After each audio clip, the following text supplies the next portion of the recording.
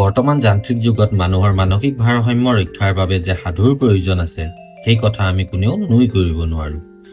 পাৰিপাৰ্শ্বিক পৰিৱেশৰ লগত মিলাই আৰু শিশুৰ মনোজগতৰ লগত খাপ খোৱাকৈ আমি সদায় বিভিন্ন সাধু আপোনালোকৰ মাজলৈ লৈ আহিবলৈ চেষ্টা কৰিম।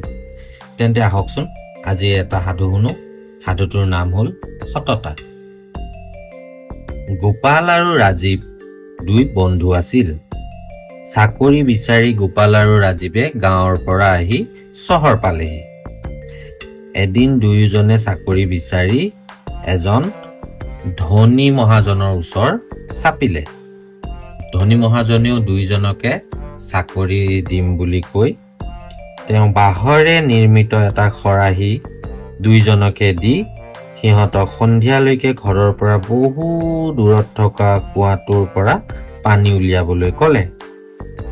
তেতিয়া ৰাজীৱে ক'লে, মই ভাবোঁ তেওঁৰ আমাক চাকৰি দিয়াৰ কোনো উদ্দেশ্য নাই, সেইবাবে তেওঁ আমাক ইমান অসাৰ চাকৰি এটা দিলে।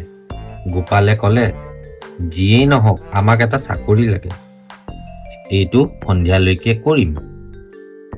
কিন্তু ৰাজীৱে এই কামটো কৰিবলৈ অস্বীকাৰ কৰি কুৱাৰ কাষত এজোপা গছৰ তলত শুই থাকিল। সেই বাঁহৰ খৰাহীটোৰে গোপালে কুৱাৰ পৰা পানী উলিয়াবলৈ ধৰিলে। কেইঘণ্টামানৰ পাছত সেই কুৱাটোত সোণৰ মুদ্ৰা কেইটামান পালে। কুৱাৰ পৰা সেইবোৰ উলিয়াই আনিলে আৰু ৰাজীৱক জগাই সি সেইবোৰ দেখুৱাব ধৰিলে। তেতিয়া ৰাজীৱৰ লোভ লাগিল আৰু ক'লে, এই মুদ্ৰাৰ কথা ধনী মানুহজনক আমি নকওঁ দেই। এই মুদ্ৰাবোৰ ক'ৰবাত গৈ আমি বিক্ৰী কৰি আমি আমাৰ নিজৰ ব্যৱসায় আৰম্ভ কৰিম। কিন্তু ৰাজীৱৰ এই কথাত গোপাল অকণো মান্তি নহ'ল। গোপালে এই গোটেই সোণৰ মুদ্ৰাখিনি ধনী মানুহজনৰ ওচৰলৈ লৈ গৈ দেখুৱাই দিলে।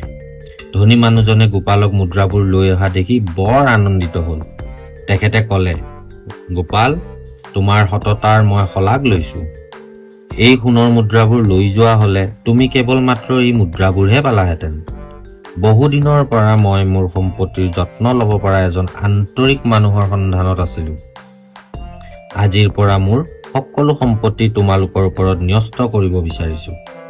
আনকি লাভৰ অংশও তোমালোকৰ লগত ভাগ কৰিম। এইখিনি শুনিয়েই গোপাল ফূৰ্তিত আত্মহাৰা হৈ পৰিল। গোপালে কিন্তু ধনী মানুহজনক ৰাজীৱকো চাকৰি এটা দিবলৈ ক'লে আৰু ধনী মানুহজনেও মান্তি হৈ ৰাজীৱক নিজৰ আমৰ বাগিচা চোৱা চিতা কৰাৰ দায়িত্ব দিলে।